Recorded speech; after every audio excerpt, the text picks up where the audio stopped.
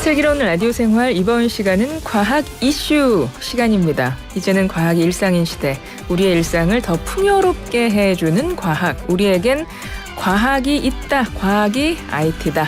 과학 이슈 함께 해주실 분 스튜디오에 직접 모셨습니다. 이창윤 과학기술정보통신부 제1차관님 나오셨어요. 차관님 어서 오세요. 네, 안녕하십니까. 저희 청취자분들께 인사 한 말씀 먼저 해주시겠어요? 앞에 카메라가 있습니다. 네, 인사드리겠습니다. 저는 과학기술정보통신부 제1차관입니다. 이창윤이고요. 저는 지난 2월 26일 날 차관 임명을 받았기 때문에 지금 한 4개월 정도 직을 수행하고 있는 것 같습니다. 어쨌든 주변의 기술 환경 자체가 너무나 엄중하게 돌아가고 있어서 이 과학기술정보통신부 차관의 직을 정말 하루하루 의미 있고 중요하게 보내려고 노력을 하고 있고, 또 연구 현장에 계신 많은 연구자 전문가님들 찾아뵙고 고견을 듣고 그것을 정책화하기 위해서 많은 노력을 하고 있습니다. 네, 수고가 많으십니다, 차관님. 요즘에는 과학 기술이 정말 국가 전략 기술, 국가 전략 사업이 돼서 이게 뭐 전 세계의 패권 경쟁이 대단하지 않습니까? 그래서 과기정통부가 훨씬 더 그 선두에 서서 지금 최선을 다하고 계시는데, 우리 차관님의 얼굴을 뵈니까 너무나 온화하시고 너무나 여유가 있으셔가지고 이 패권 경쟁 속에서 막 열심히 달리고 계실 텐데 표정에서는 제가 잘 모르겠습니다. 너무나 편안해 보이시고 너무 온화하세요. 그런 말씀 많이 들으시죠? 아닙니다. 그러니까 지금 말씀하신 것처럼 네. 패권 경쟁이라는 그러니까요. 것이 정말 체감이 되고 있거든요. 이제는 국가가 어떤 전략 기술을 보유하고 있느냐에 따라서 경제, 산업, 이제는 국가 안보까지도 결정을 짓는 시대가 되고 있습니다. 네. 그래서 저희들이 아까 그래서 인사 말씀에 엄중하게 생각한다라고 얘기한 이유이기도 합니다. 그렇죠. 그리고 무엇보다 우리 대한민국의 과학기술에서 어느 정도의 자부심과 자신감이 있으시기 때문에 그 차관님의 얼굴에서 그 따뜻함과 여유가 우러나오는 것이 아닌가, 이런 말씀을 제가 드리고요. 오늘 이야기를 한번 시작해 보겠습니다. 작년에 R&D 예산 삭감이라는 큰 이슈가 있었는데요. 그래서 뭐 연구 현장에서도 어려움이 많았다, 이런 이야기도 좀 들렸고, 정부에서도 그 이후에 정책을 많이 고민하셨을 것 같아요. 어떤가요? 근데 지금 말씀하신 것처럼 작년에 이제 R&D 예산이 사상 처음으로 이제 삭감한 그런 해가 되겠습니다. 저희들이 2023년 금년도 예산이 26조 5천억이고 2023년도와 대비해서 한 8% 정도, 액수로 보면 한 2조 5천억 정도가 삭감된 액수입니다. 그러다 보니까 아마 현장에 계신 연구자들께서 가장 많이 놀라셨을 것 같아요. 그리고 실질적으로 예산 삭감으로 인해서 또 본의 아니게 뭐 과제 연구비가 이제 삭감이 되신 그런 현장 연구자들도 계셔서 많이 안타깝다는 생각이 듭니다. 다만 저희들이 이렇게 R&D 예산을 삭감한 것은 삭감 자체가 목적은 아니고 조금 더 좋은 연구 생태계를 건전하게 가져가기 위한 하나의 과정에서 불가피하게 선택한 그런 거였다라는 부분에 대해서는 연구 현장에 계신 연구자님들께 이 자리를 빌어서 다시 한번 좀 말씀을 좀 드리고 싶고, 그런 만큼 저희들이 건전하고 예측 가능한 과학기술 생태계를 구축하는 노력들을 저희들이 아주 큰 노력들을 하고 있습니다. 예를 들어서 R&D 과제를 기획하고 평가하는 과정이 투명하고 공정하게 돼야 된다라는 부분이고요.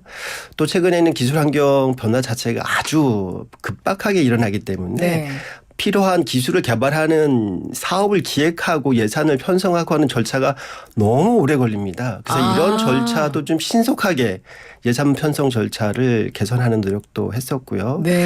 또 가장 중요한 게 연구 현장에서 말씀하시는 건 연구의 자율성입니다. 그래서 저희 정부가 지원하는 정부 연구기관에 대한 자율성도 획기적으로 높이는 그런 규제 혁파를 지속적으로 해나가고 있습니다. 그러시군요.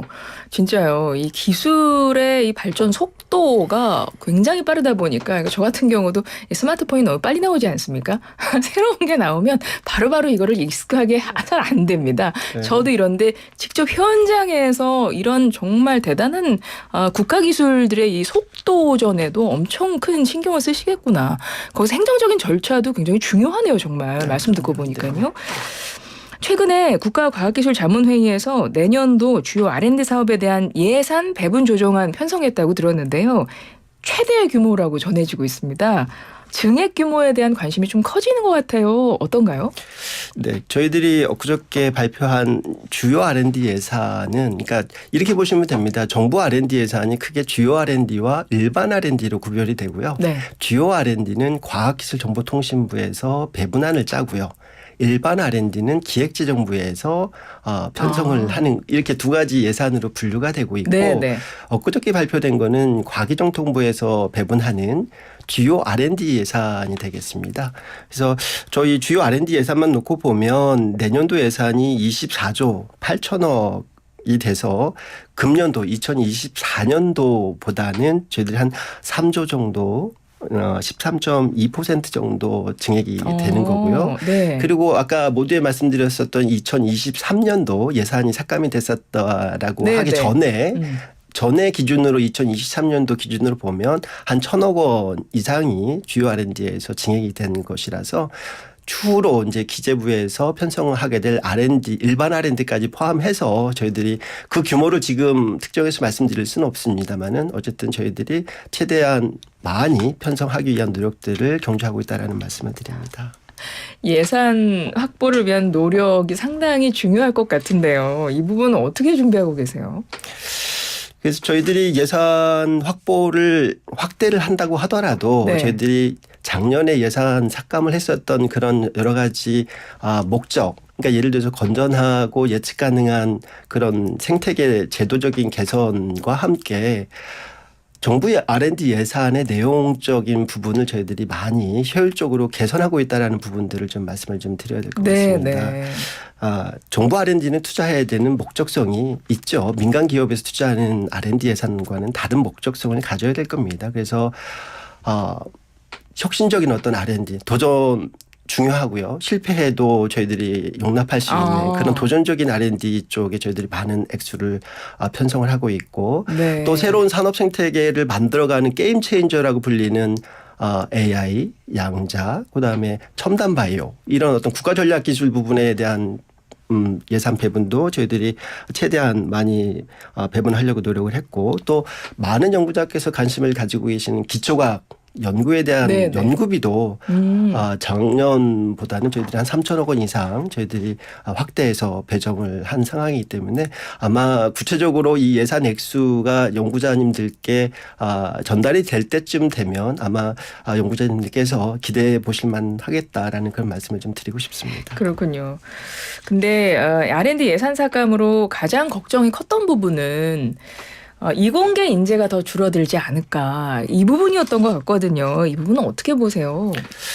네, 그래서 저희들이 그 부분은 좀 많은 부분의 우려를 공감을 하고 있고요. 비단 R&D 예산 부분과 연결 짓기 이전에 저희들이 사실은 합계 출산율이 최저 네. 수준으로 저희들이 떨어지고 있어서 이제 축소 사회가 현실화되고 있습니다. 그래서 이공계에 진입할 수 있는 인력도 줄어들 것으로 저희들이 전망을 하고 있고 또 최근에 또 의대 증원 문제가 또 우수 인력들을 그렇죠. 의대 쪽으로 또 이렇게 좀 빨아들이는 그런 효과도 좀 저희들이 우려를 좀 하고 있습니다. 그래서 저희들이 이런 우려 사항들을 좀 담아서 교육부하고 같이 이공계 활성화 TF를 저희들이 운영을 하고 있고요. 예. 지금까지 총 6차례 정도를 현장에 계신 분들의 의견을 청취하는 그런 형식으로 TF를 진행을 해오고 있습니다. 차관님께서 취임 초기부터 이공계 활성화 TF 구성해서 지금 회의를 쭉 이어오시는 건데 한 6번 정도 회의하셨다 그랬어요. 어떤 얘기들이 나오나요? 뭐 현장에서 그러니까 하시는 말씀들은 그러니까 어쨌든 좀 긍정적인 부분도 있고 조금 우려해야 되는 그런 사항도 좀 있는 것 같습니다. 그래서 요약해서 말씀을 드리면 학교 현장에서 이공계 깊이는 없다. 무슨 말씀이냐 하면 지금 중고등학교에 다니는 친구들은 대부분이 70% 이상이 이과 계열로 진학을 생각을 하고 있다고 해서 상당히 긍정적인 측면이 있습니다. 다만 이제 이공계를 선택한 학생들이 좋은 교육 환경 속에서 성장해 나갈 수 있도록 저희들이 끊임없이 지원을 해서 그 친구들이 이제 좋은 연구자로서 이제 연구 성과를 낼 수 있도록 안정적인 환경을 구축해 주는 거, 이 부분에 대해서는 저희들이 국가가 고민을 해야 되는 일이라고 생각을 하고 있습니다. 이공계 활성화 TF에는 어떤 분들이 함께 하시나요? 이공계 TF는 정부 에서 참여를 하시고 계시고요. 네. 교육부하고 과기정통부 참여를 하고 있고, 또 대학, 그리고 초중등 선생님들, 그리고 직업 교육을 하시는 분들, 그리고 민간 기업에서도 참여를 하시고 민간 계십니다. 기업에서도 하시고요. 네. 그렇군요. 근데 의대 정원, 이제 의대 말씀을 아까 하셨습니다. 이공계 인재들이 의대나 이제 이쪽으로 많이 빠져나간다는 이야기는 사실은 이번에 의대 정원 증원 문제 나오기 전부터 계속 그런 이야기는 나왔었던 것 같아요. 그러니까 순수 과학이라던가 이런 기술 쪽으로 가기보다는 의대를 좀 많이들 진학한다더라 이야기를 많이 좀 들었던 기억인데, 이번에 정원 확대가 또 추진되면서 아니 이공계 인재 이탈이 점점 더 가속화되는 거 아닐까, 이런 우려가 더 커진 것 같아서 이공계 인재를 확보할 수 있는 골든타임이 바로 지금 아닌가. 지금 꽉 잡아야 되지 않습니까, 차관님? 어떻게 하면 꽉 잡으실 계획 있으세요? 그렇습니다. 지금 말씀하신 것처럼 의대 정원이 확대가 되면 단기적으로는 네. 아마 우수한 인력들이 아마 의과 대학을 선택하는 그런 학생이 더 늘어날 우려는 당연히 있을 것 같습니다. 다만 이게 장기적으로 보면 이제 의사 인력들도 사실은 공학이나 이학 분야의 연구자들과 협업을 통해서 좋은 연구 성과를 낼 수 있는 우수한 연구 인력으로 저희들이 양성을 해서 활용할 수 있는 그런 가능성도 있기 때문에 장기적으로 국가적으로 봤을 때에는 의대 정원 확대라는 부분에 있어서 저희들이 활용해야 되는 잠재력도 저희들이 그렇군요. 고려를 해야 될 것 같습니다. 그치, 의대에 진학한 학생들도 의학 연구자가 될 수 있는 부분인 거니까요. 그렇습니다. 최근에는 이제 뭐 저희 고령화가 되면서 그렇죠. 보건의료 산업도 성장을 맞습니다. 해나가고 있기 때문에 저희들이 여기에 대한 기본적인 인프라 기반을 좀 구축을 하고, 의과대학에 계신 분들과 공과대학이나 이과대학에 계신 교수님들이 서로 협업할 수 있는 그런 정부 지원 사업들도 많이 기획을 하고 있습니다. 네. 그리고 정부 출연 연구기관에 대한 이야기도 좀 여쭤보고 싶습니다. 우리나라 과학기술을 이끌어온 다양한 출연 연구기관들이 있는데요. 이게 어떤 기관들이 있는지 먼저 청취자분들께 간단하게 소개 좀 부탁드릴게요. 네, 정부 출연 연구기관들은 이제 정부가 기관을 운영하는 데 소요되는 예산을 지원해주고 연구를 하는 그런 기관이 되겠습니다. 네네. 지금은 15,000명 정도의 연구원이 정부 출연 연구기관에서 한 5조 정도 되는 연구비를 가지고 연구를 수행을 하시고 계시고 있고요.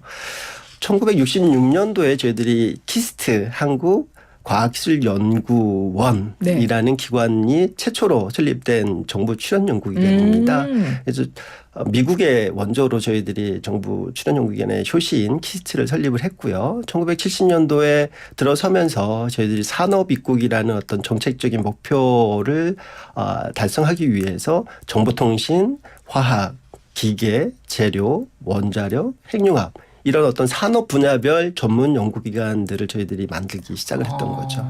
국가에서 직접 그러니까 출연 돈을 보조를 하면서 지원을 하면서 실질적인 연구를 국가적으로 하고 있는 것이네요. 그렇습니다. 그러니까 기관 운영에 필요한 연구비는 정부가 지원을 하지만 기관이 연구에 대한 중점 분야를 설정한다든가 연구에 대한 경영을 어떻게 할 건지에 대해서는 기관장께서 연구자의 관점에서 결정을 하시는 그런 특수한 기관이 되겠습니다. 네. 최근에 출연연을 지금보다 더 발전시키기 위한 방안이 발표됐다고 하던데요. 그건 어떤 내용입니까? 어떤 배경으로 발표가 됐을까요? 저희들이 출연연이 아까 말씀드린 대로 1960년대 후반, 1970년대부터 운영이 돼 오고 있어서 그 운영 제도 측면에서 조금 비효율적인 측면이 좀 있었습니다. 왜냐하면 정부가 지원하는 공공기관이라는 것이 있어요. 공기업이라는 것도 그렇죠. 있고 제가 지금 말씀드린 정부 출연 연구기관도 있고, 이런 기관들을 공공기관으로 지정을 해서 획일적인 어떤 기준으로 관리를 하다 보니까 출연 연구기관이 연구기관으로서의 경영 특성을 발휘할 수 있는데 좀 한계가 좀 있었습니다. 그래서 그런 부분들에 대한 자율성을 이번 기회에 저희들이 좀 기관에 좀 들여서 급변하는 기술 환경 변화에 능동적으로 대응할 수 있도록 저희들이 이번에 규제를 확실하게 좀 풀었습니다. 그렇군요. 공공기관에 묶여 있으니까 어떤 공공기관의 성격에 묶여 있는 어떤 좀 제한 틀이 조금 있었던 부분이 있군요. 연구기관으로서 좀 자유롭게 연구를 할 수 있는 그게 조금 막혀 있었던 부분이 있었나 봐요. 그렇습니다. 그래서 이번에 자율성을 보장해 주면서 또 국가 임무를 수행하는 기관이지 않습니까? 그렇습니다. 그러면 또 공공기관만큼이나 점검이나 평가도 좀 이루어져야 할 필요는 있지 않을까요? 그렇습니다. 자율성에 있어서는 책무성도 반드시 따라야 그렇죠. 된다고 합니다. 저희는 기관이 자율성을 가지고 선도적인 혁신 기관이 되기를 바라는 마음입니다.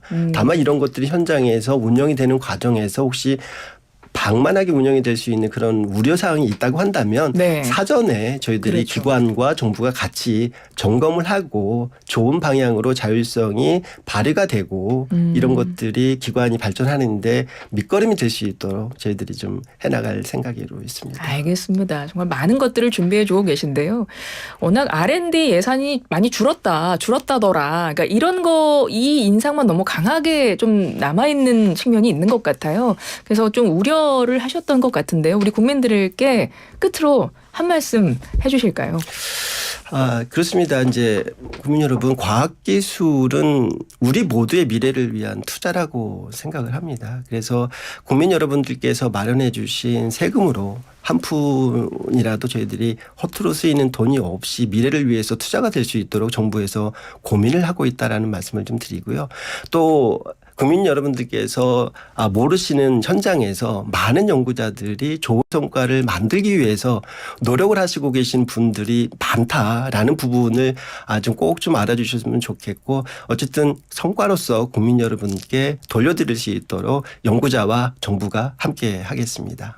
네, 지금까지 이창윤 과학기술정보통신부 1차관과 함께했습니다. 차관님 오늘 말씀 감사합니다. 네, 감사합니다.